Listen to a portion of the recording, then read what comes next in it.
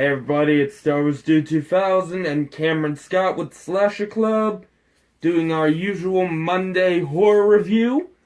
Woo! But tonight is a very special night, and would you like to explain to them what it is, Cameron? I did part two. I think I will give the honors to you for the synopsis. But what's the real special part of tonight?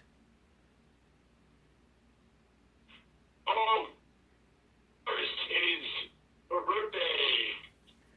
Yes, ladies and gentlemen, it is my 18th birthday tonight, so as everyone on Facebook and Gamester has heard, I am now officially adult, joining the ranks of Cameron, and as Cameron agreed, we will be doing Friday the 13th Part 3, also known as Friday the 13th 3D, which joined the entire 1980s craze of 3D movies. And tonight I will be doing the synopsis, which, sad to say,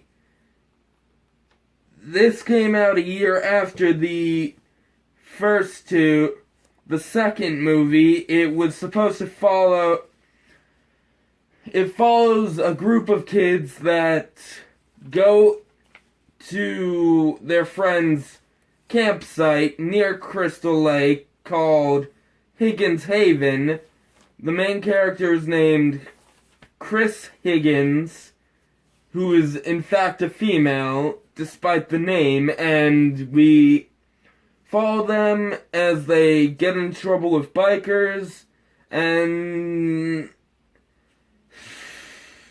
Jason, we finally get to see his iconic hockey mask in this movie, thanks to Shelly, the friendly prankster, who is set up with, sadly, I'm sad for this girl, Vicky. And before Cameron starts, I will be giving a bit of facts. First off, this is the first movie without Sean S. Cunningham, sadly. It was supposed to follow Ginny, but Amy Steele declined the role, so we didn't get the sequel, the trilogy we really wanted. This was written by Martin Kritrosser, Carol Watson, and Petru Popsku, who isn't really given any credit on writing the movie. It was directed by Steve Miner, like the rest of the movies, but again, he did not have his partner Sean S. Cunningham like usual. The music was done again by Harry Manfredini, but he added another person to his team named Michael Zager, who I believe he made some pretty good choices on the movie. I believe he was the one that came up with the idea for the opening theme, so thank you. The production company was a new company called Jason Inc. It was distributed, like always, by Paramore. It was filmed this time at Valuzet Movie Ranch in Newhall, California, which sadly is private property, so no one can go down there. Only a few movies have been filmed down there, and I'm gonna let Cameron talk before I get to the characters. Yeah, is the audio okay? Yes. Okay. This is definitely, was meant to be kind of the third film in a trilogy. You can tell this is the evolution of Jason, as, we finally get the classic Jason hockey mask, this, machete-wielding, hockey mask-wearing killer. And there's just so much good aspects to the film. We have a new environment, Higgins Haven, as you mentioned. We have a new final girl, Chrissy. We have the biker gang, which is just another element that had not been previously explored, that there are two groups. And then this film has some of the best kills in comparison to the previous two films. Each kill is pretty top-notch, I would say.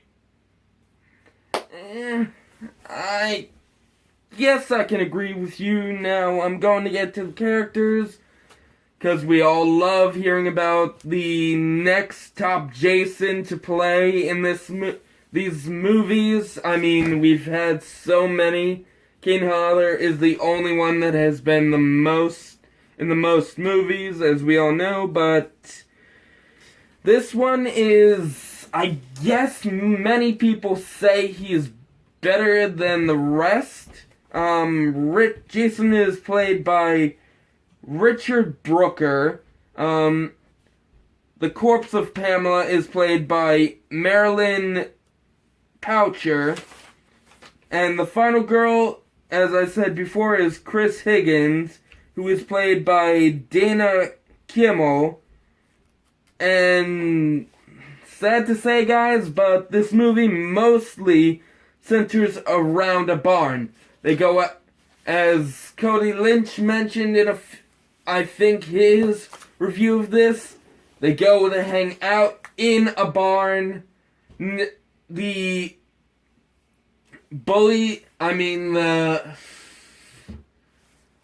biker gang goes to hang out at the barn, goes to mess with the barn.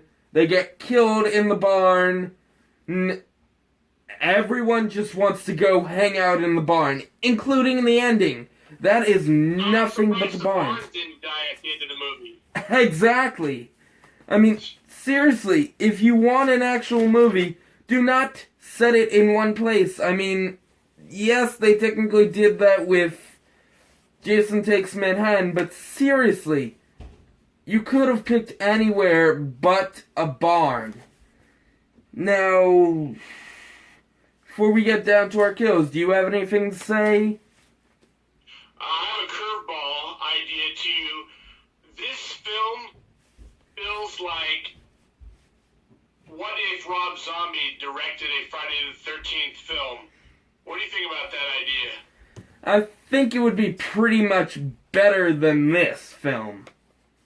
Well, okay, let me tell you really quickly. So, you got these dirty, grimy characters like the shop owners. You got gorier kills. You got the stoners. You got the... I didn't like Shelley. I know some people do, but I found him kind of like grating, a little annoying. And I felt like any comedy that Zombie puts into his films is always kind of like on the nose. So the way that I viewed this film when I saw it over the weekend was, I was like, this really strikes me as a film, like, what would Rob Zombie do to Friday the 13th if he got Friday the 13th? I mean, I definitely know he would not add Shelley to it.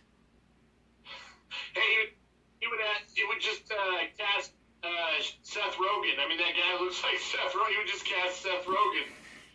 Right. And just, those pranks were just low-grade terrible. I mean, that whole big thing with the axe in the house, just, I mean, why you gotta be such an asshole, Shelley? I mean, your friend sets you up with this cute girl named Vicky. He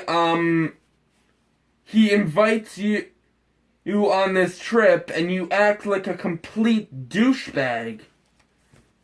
Yeah, and she would have hooked up with him if he had stopped the pranks, because she said, oh, I like you, you're nice, but why do you gotta keep doing those stupid tricks? I mean, I'm paraphrasing, but when they're at the docks together, she said, I do like you, but, she doesn't like, he could have hooked up with her. Right. Yeah. The guy basically stuck himself in the friend zone. Not even the friend zone. It's really the most brutal kill in the whole film, really, because he does it to himself. Now, speaking of kills, let's get down to our favorites. Would you like to go first? Should I go with the eye-popping or, okay, well, one of my favorites is in the very beginning of the film, and it's the shopkeeper's wife.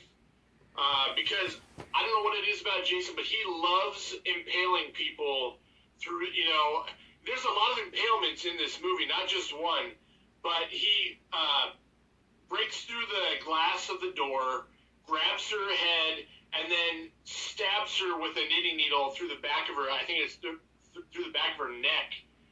And there are some other impalements that are really good, like the biker chick that's impaled with the pitchfork on the rafters.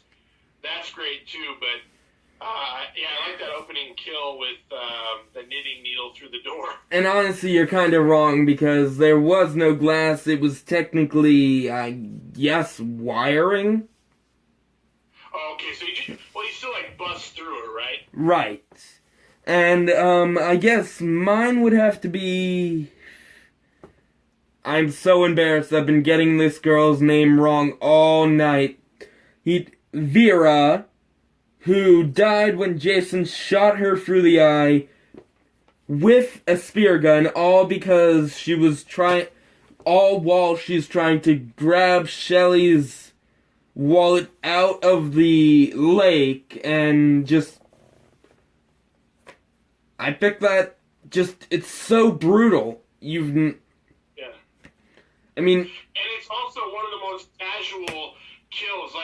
He doesn't chase after her. He doesn't he just walks up, shoots her and then walks away. It's the most nonchalant kill. It's he obviously does not care about these people at all. He's just all right, I'm going to spear you with a harpoon now. Boom. And then he just walks off. Right.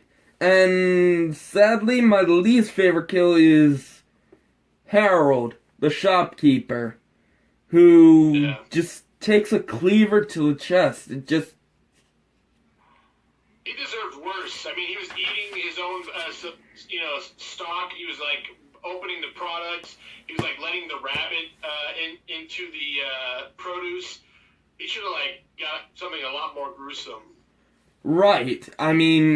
I was just watching this a while ago with my girlfriend. We never got to finish the movie, sadly. But I'm just watching this are you serious, dude? You own the shop. Why are you eating your own products? Leave them for the workers. And what really pissed me off is his wife just putting the food back in the box before he finished the donut. Yeah. And did you see it in 3D? It hurts me too much to watch it in 3D. The 3D glasses are a little too crappy. I think it's funny the things that they implemented in the movie to make it 3D, like a fallen laundry stick, baseball bat, yo-yos. A lot of the 3D effects were not horror related. A lot of it was just gimmicks. Right, and that's why it's one of the cheesiest movies in the 3D demographic from the start. And actually, surprising news, the iconic hockey mask that Jason wears, it actually wasn't going to be in the film at the start. It was just a last-minute idea from one of the production crew who just had a mask they wanted to cover Jason's deformities up a bit, and they just said, oh, here's a hockey mask. Put it on him. Talking about inspiration. Right. And actually, as we learn in the movie, Chris was attacked by Jason a little earlier, 2 years prior to the movie, and she actually figures out it was Jason as soon as she sees Jason's face. Yeah, I feel weird about that scene, because it seems like she's trying to intimate that he was taking advantage of her, which that doesn't sound like Jason at all. Like, he's not a very sexual person at all. In fact, he kills people that are having sex. So, I always found that scene really weird, that I almost wonder if it was like either a different character or he was just trying to kill her and she just got away. Right, and then wasn't it... Oh, right, that was the other movie where he comes out of the window. I'm getting confused with these movies because you see the ending of part 2 at the beginning of this movie, and then you see, I guess, something similar to the first movie with Jason's mother coming out of the water or somewhere and attacking Chris like Alice was attacked. It's just one big ball of confusion with all these added scenes. Yeah. I mean, sometimes you don't even know if you're watching the third movie or if you're watching the second movie. Yeah, I think there was 10, 15 minutes of the second film. I mean, you don't even really get into the third film until, 10 minutes later. There's a lot of the second film in the third film. Right, and I just feel that was from a filmmaker's point of view, I just feel that was a bit of a bad move on Steve Miner's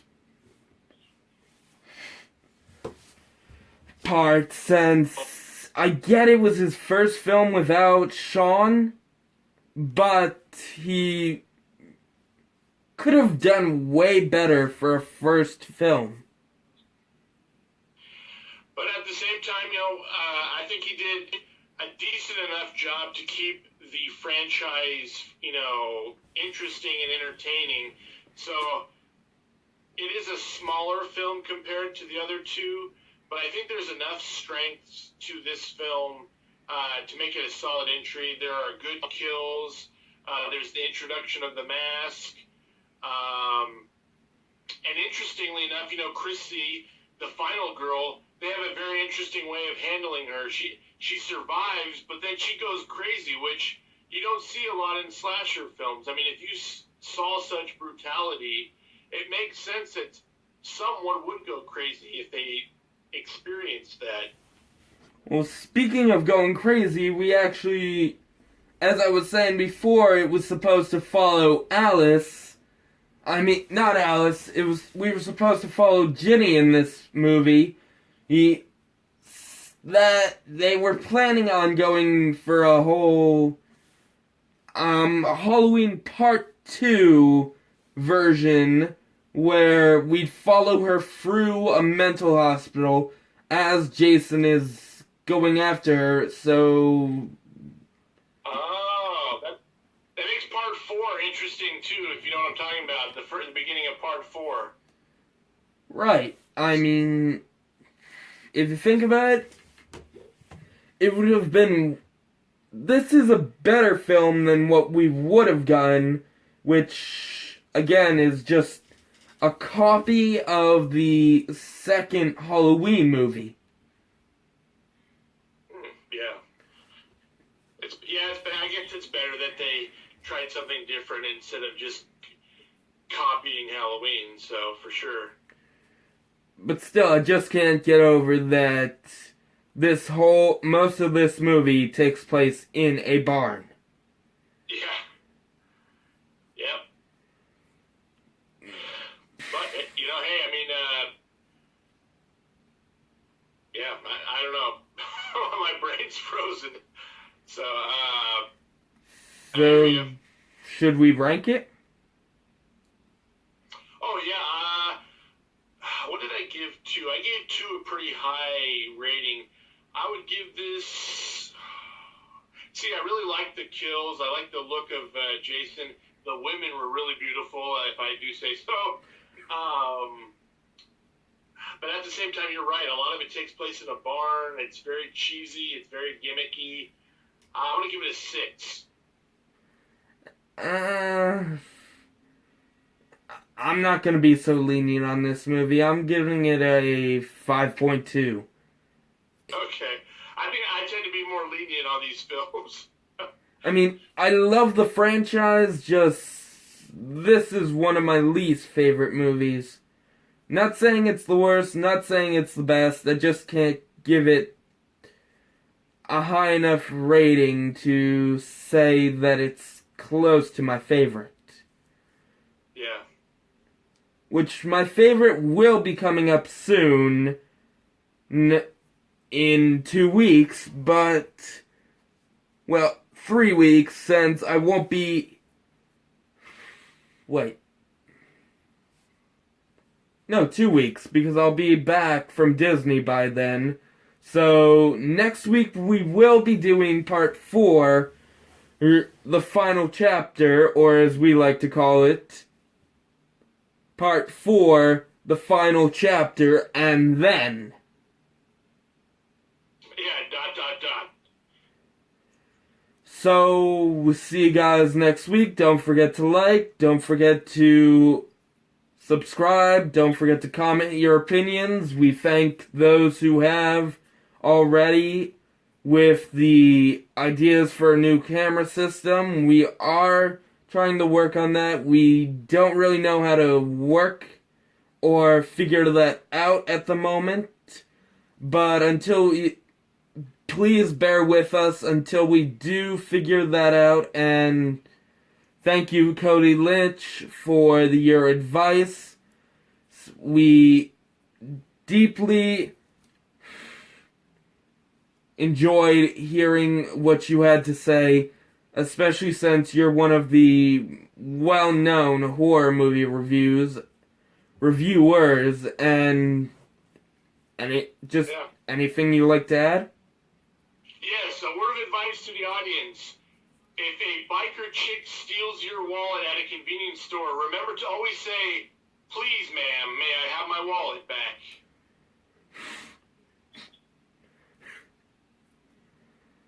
Okay, this has been Slasher Club on Friday the 13th, Part 3, 3D. We'll see you guys next week.